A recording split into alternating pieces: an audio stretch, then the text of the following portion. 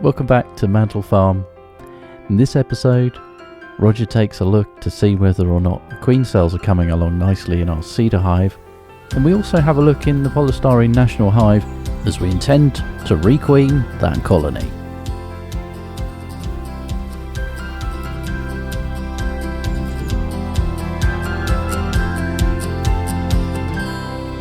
Maybe? Yes, we have sound. There we go. Right, well, we better go and re-photograph the tree bumblebee. Oh yes, did you put this over here, Roger?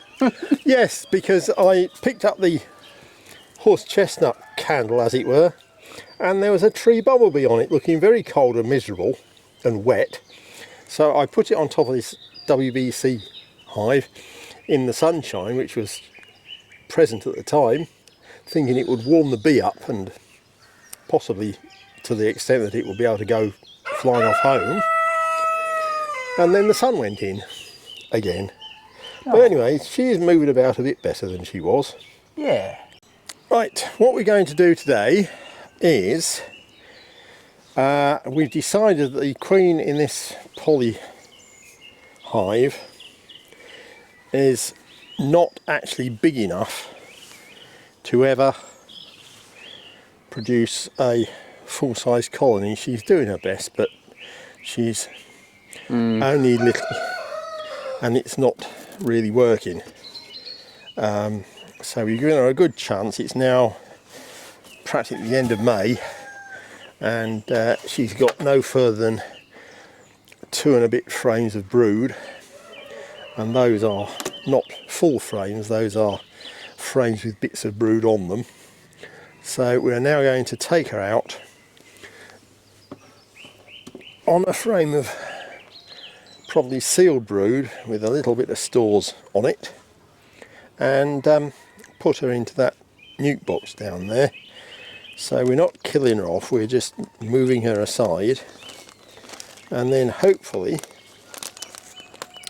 when we go through the other colony over there, we should be able to find a queen cell that we can put straight in here, which will have been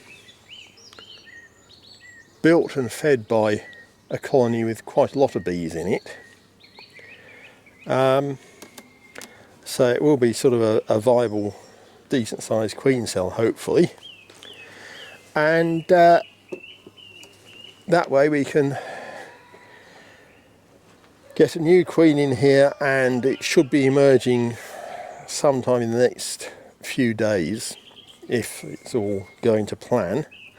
And that way we get a new mated queen in here who is bigger, hopefully, and without having to wait 3 to 4 weeks while they do a queen cell, produce another small queen, because there really aren't enough bees in here to do a proper job, and all that stuff. So it's kind of a time saving operation. Yeah. And we'll keep the queen alive, because if it all goes pear-shaped at some stage, then we've still got a queen that's, I mean, the bees are quite nice, it's just there aren't enough of them. So if we keep the queen in a nuke box, then we can always go back to her and snaff the frame of eggs, or do something, rather than just take her out and say, well, sorry girl, you're not up to snuff, we're killing you. Which is never a nice thing to do. No. Even when it's raining. As it's just starting to do now again. And that's the empty one that we put in last week to make room for them, and they've started using it. There are larvae. There's a little tiny bit of sealed brood. Oh yeah. There's nectar in there as well. There's nectar in there.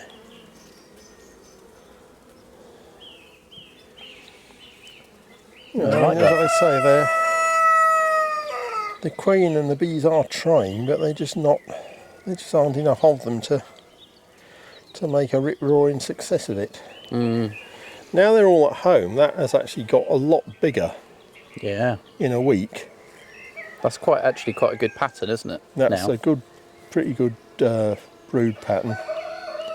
Because last time we looked at these, there were gaps and Yeah, and the patches of brood were relatively tiny.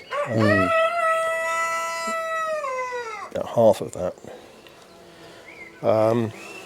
So you know, it's same on that side. It's quite good. they are picking up a bit, but they should have sort of, I don't know. Well, by this stage of the year, they ought to have a full box of brood, really, more or less. Maybe I forget how many frames are in here. 11, I think. Well, I would expect to have at least 6 to 8 frames with brood on by this stage of the season. And they're just not making it. I mean, they look healthy enough. There's I'm not seeing any deformed wings or any of that stuff, K-wing or any of that, but they're just not numerous enough. No. I consider that quite a good frame to go in with them. Yep. There's lots of pollen, quite a lot of nectar. Can't see any eggs, there may be a few, but I can't see them. And there's also some dried stores in there, so we'll put that one in with the bees that are on it.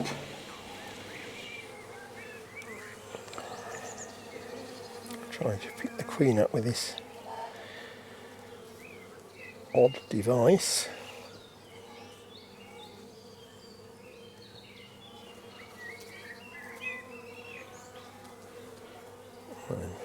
Yeah, there she is. Right, so the queen's She's in there. in that implement. So put this frame back in and go back a bit to find a frame with basically mostly sealed brood on it, so that we're not going to overload the few bees that we have in the nuke box with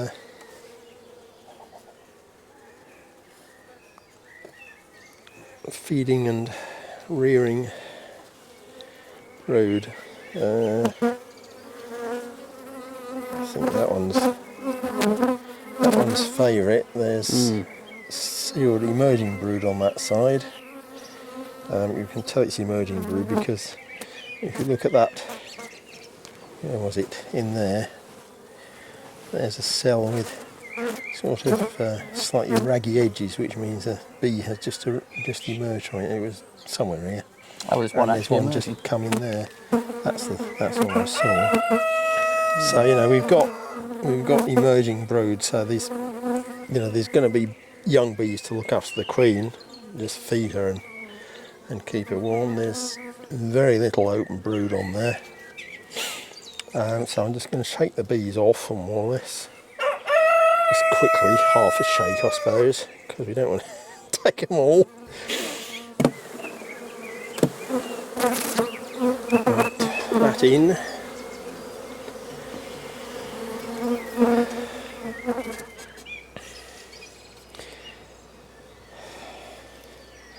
A good wheeze in this situation would be to actually just have 4 frames in here and put a frame sized piece of Cellutex in this void and that void, so that you're adding to the heat retention in the box, because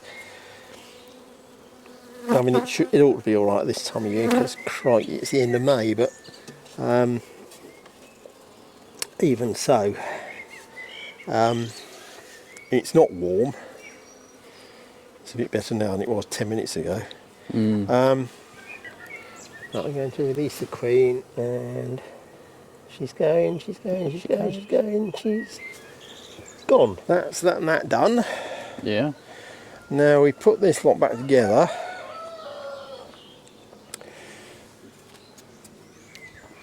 So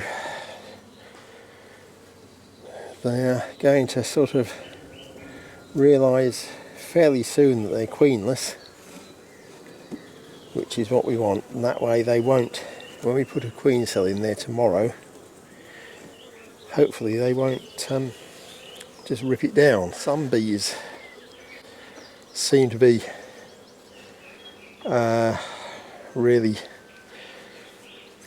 alive to everything that's happening, so you take the roof off and they go for you, but then if you do take the queen out, they seem to realise almost immediately they're queenless, and they either then start producing emergency queen cells if they have the wherewithal, and if they don't, then really quickly you start to get laying workers in there. Yeah. Whereas with more laid back bees, sometimes they don't seem to realise they're queenless until all of the eggs and young larvae are too old to be decent queens, which is a shame. But then again, they don't build emergency queen cells as you would want them to. And then the other thing is that it takes them forever to realise that they really are queenless, so it's a long time before the workers start laying eggs, sometimes. And the problem is that once you get laying workers, then because they have brood in the box, they assume they have a queen. So the pheromones are there telling them they're all right. So if you put any other material in there, either eggs for emergency queen cells or queen cells themselves, then they'll just rip them out, because as far as they're concerned, they're fine. They have eggs and brood, so they must be all right. Yeah. And they do, regardless of what sort of bee you have, they all get a bit grumpy when they're queenless. And once you have laying workers, although as far as they're concerned in the box they're fine because they've got brood and eggs and all that stuff, they can be really horrible. And they'll go for you. If you put a queen in from somewhere else, you can buy queens, or you can put queens in your own other queens in a postal cage, and they'll kill them. And if you just spent 40 or 50 quid on a queen, and you put it in the hive and they kill it, then it's a bit of a disencouragement, I suppose. Just a little. And you've still got the problem if you've got a hive of laying workers that are just basically useless and nasty. I had one hive years ago, and I actually took them out the front and put them on the drive, because they were irredeemably queenless and laying workers and all that nonsense, and they were horrible bees. They become horrible bees as time went on. And I thought, well, there's hardly a lot left, so I'll just leave them out there, and they can get robbed out, and that'll be the finish of it. And within 2 days, a huge swarm came along and took them over. Wow. So that was a lot better outcome than I expected, but it was a bit of a surprise, and you can't rely on it. But they were fighting like little furies all over the driveway. There were spinning bees everywhere. But as I say, I'd left the brood chamber on the driveway out the front of my house, and my apiary was at the back. And left I don't think I'd even put the roof on. I'd left it sort of open with the crown board on at about 45 degrees, so the 4 corners are open. And as I say, I was expecting it to get robbed out and finished with, and from somewhere or other a great big swarm arrived, and I looked out of the front window, saw all this activity going on out there, and I thought, oh my God, what's going on? And when I looked, the swarm had gone in there, and they'd killed and subdued the laying workers and taken over the whole thing. And they turned out to be quite nice bees in the end, but As I say, you can't rely on that sort of thing happening. No. That was pure luck.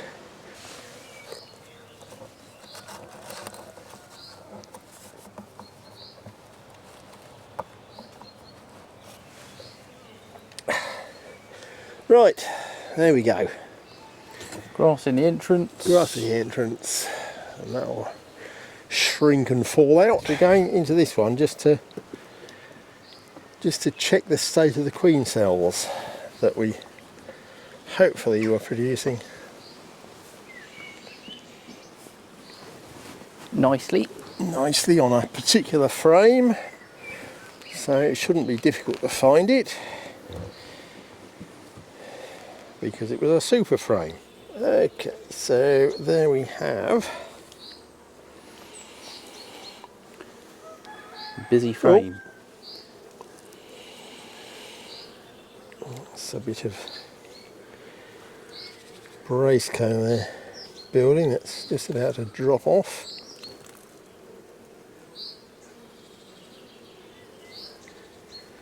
Encouraged by the beekeeper. Yeah. And there we have 2 emergency queen cells, which I think they're the 2 we left, aren't they? are the 2 we left. I hope they're alright. There's another one there in the middle as well that we didn't intend to have. I think it's a bit smaller, isn't it? It's a lot smaller, so take that one out. But there's the incumbent. Yeah. Oh, gee, was actually not a bad size, in fact. Although they tend to look bigger when they're white and. That one on the bottom there is a nice size, isn't it? Yeah, I mean that one's a good size, and that one is, well, for an emergency queen cell it's not a bad size, it's a little bit small. So I think I'm going to leave them both in here. Yeah. Hope that the bigger one emerges first. This is a bit worrying. There's another small one on this side as well. I mean, I know they're it's the right material they built them from, but they shouldn't have. Although we did notice there were still eggs in this frame last week, so they might be. Another one. Is that one? Oh, No, that's drone, isn't it? I'm not sure of that one. That's possibly drone or possibly emergency queen cell. I don't know. We'll take it out anyway because it really is small, that one. Again, I mean, it looks like it's a queen from that tail end that's sticking out there.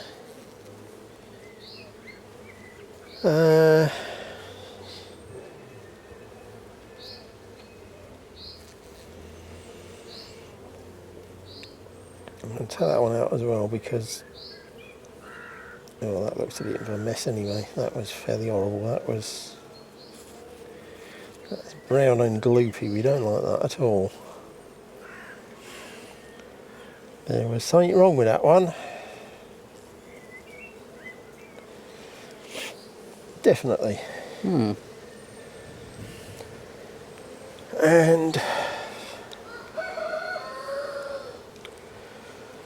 well, having found them, I'm going to have a look on.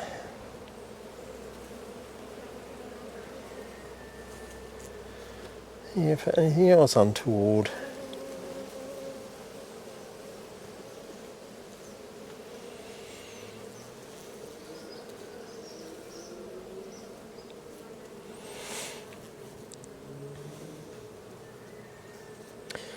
So if you touch them on the back, they do seem to move quite readily Yeah. out of the way without needing to, heaven forfend, to brush them or shake them. There's another something there, look. Oh look, yeah. That's actually that's a fair size again, isn't it? But I'm going to take it off because I don't trust it. I'll have a look inside that in a minute. because that was in the centre of a lot of drone broods. So is these, they're empty, I think. That's one that I think we tore down last week. Because it did go through and remove all but these two last week. And now I wonder whether he should go through the whole box again. They're doing strange things. And just check that they haven't been making others that we don't know about. So is this the one we weren't sure whether it was queen or drone? I think it's pretty sure it's a female, but it's Yeah, that's a female, isn't it? I think. it's not very big at all. You know, I mean, I know I've messed it about and shoved it and pushed it and wrecked it, but it's Not it was great. not going to be viable as a queen replacement. So I'm glad we got that one out. Again, this one, it looked quite a reasonable size on the comb, but when you actually get it out, you find that it doesn't actually go back into the comb, it's all on the surface. So if I can break it open, we can have a look at the, I don't know, post pupa. And again, it's not very big, Female, but but not massive. a female, but not very big. You know, I mean, it's kind of a big worker rather than a viable queen. And that one was actually probably a better effort, although there was not much cell on the sticking out, there was more of it back in towards the foundation. So Yeah. So it was deceivingly. yeah. Anyway, so there we are. Right, we've left 2 queen cells in there.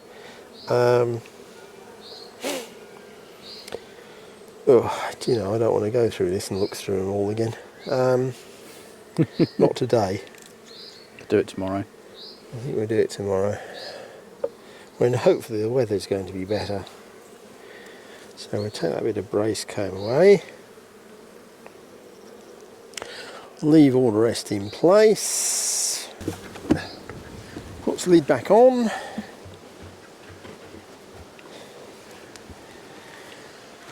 And we're done with Well those. done for We're the done day. for today, yeah.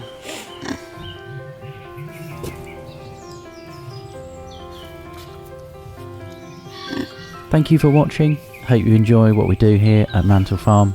Don't forget to like and subscribe and to keep up to date with our latest videos here on YouTube.